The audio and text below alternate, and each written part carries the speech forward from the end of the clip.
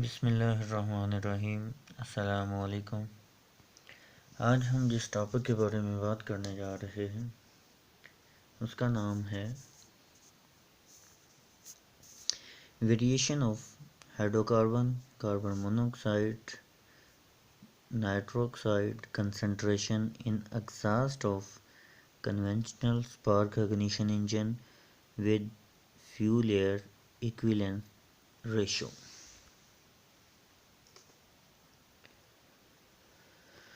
अब जो हमारे पास तीन डिफरेंट चीज़ें हैं, नाइट्रोक्साइड है, कार्बन मोनोऑक्साइड है और हाइड्रोकार्बन है। इनका जो हम रुझान है वो चेक करेंगे कि लीन मिक्सचर पे किस तरह का है, स्टिचियोमेट्रिक रेशो पे किस तरह का है और जो रिच मिक्सचर है उस पे किस तरह का है। सबसे पहले तो हमको ये बात मालूम होनी चाहिए कि जो लीन मिक्सचर है उसमें ऑक्टेन नंबर कैसे होते हैं, कितने होते हैं, उनकी क्वांटिटी कितनी होती है। जो रिच मिक्सचर है उसमें जो ऑक्टेन नंबर है उनकी क्वांटिटी क्या होती है। और जो स्टिचियोमेट्रिक रेशो है, जो एक प्रॉपर रेशो है एयर फ्यूल मिक्सचर की, जहाँ पे इंजन जो है वो मैक्सिमम पावर आउटपुट हमको दे रहा होता है, उस रेशो पे ऑक्टेन नंबर की क्वांटिटी क्या होती है। ऑक्टेन नंबर का फार्मूला होता है CnH2n+2।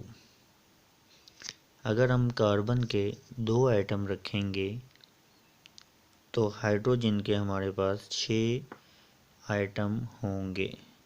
इसी तरह कार्बन की जब क्वांटिटी बढ़ाते जाएंगे तो उसी तरतीब से हाइड्रोजन की क्वांटिटी भी बढ़ती जाएगी +2 करते हुए। अब हम नाइट्रोजन, हाइड्रोकार्बन और कार्बन मोनोऑक्साइड जो एमिशंस हो रही होती हैं किसी भी इंजन से, उनके बारे में डिस्कशन करते हैं कि वो किस तरह उनका रुझान होता है। एक चार्ट के ज़रिए हम देखते हैं कि अगर एक तरफ जो है nitrogen oxide, nitro oxide, carbon monoxide और हाइड्रोकार्बन को रखा जाए, इनकी कंसंट्रेशन को रखा जाए, और दूसरी साइड पे एयर फ्यूल इक्विवेलेंस रेशो को रखा जाए तो उसका रुझान क्या होगा। नंबर 1 पे अगर देखा जाए कि अगर जो मिक्सचर हम यूज़ कर रहे हैं वो लीन मिक्सचर है। लीन मिक्सचर होने का मतलब ये है कि उस जो फ्यूल यूज़ कर रहे हैं उसमें हवा की क्वांटिटी बहुत ज़्यादा है और फ्यूल की क्वांटिटी बहुत कम है, इसीलिए इसको लीन मिक्सचर का नाम दिया गया है। और जो हमारे पास नाइट्रोजन ऑक्साइड बन रहे होते हैं किसी भी इंजन में, वो एक्सेस ऑफ ऑक्सीजन बन रहे होते हैं। जो लीन मिक्सचर होगा उसमें एयर की क्वांटिटी ज़्यादा होगी और कुछ एयर को हम जो है बर्निंग के लिए यूज़ कर लेंगे, लेकिन बाकी जो एयर है वो नाइट्रोजन के साथ मिलकर नाइट्रोजन ऑक्साइड बना देगी। इसीलिए स्टिचियोमेट्रिक रेशो से पहले जो नाइट्रोजन ऑक्साइड की एमिशन है वो मैक्सिमम हो रही है। लेकिन जब स्टिचियोमेट्रिक रेशो आ जाती है, स्टिचियोमेट्रिक रेशो 14.5 तक एक रेशो सेट की होती है जिसको स्टिचियोमेट्रिक रेशो कहते हैं, जिस पे इंजन जो है वो मैक्सिमम हमको पावर आउटपुट देता है। अब अगर स्टिचियोमेट्रिक रेशो से अबव जाते हैं, यानी कि रिच मिक्सचर की तरफ जाते हैं, तो उधर जो है एयर की क्वांटिटी कम होती जा रही होती है और फ्यूल की क्वांटिटी बिलतरतीब बढ़ती जा रही होती है। इसीलिए नाइट्रोजन जो ऑक्साइड हैं वो स्टिचियोमेट्रिक रेशो से अबव जो है उनकी क्वांटिटी लो होती जाती है। और अगर हाइड्रोकार्बन्स की बात करते हैं तो हाइड्रोकार्बन्स क्या हैं? हाइड्रोकार्बन्स वही ऑक्टेन नंबर हैं। जिस तरह C की वैल्यू बढ़ाएंगे तो H की वैल्यू भी उसी तरतीब से बढ़ती जाएगी।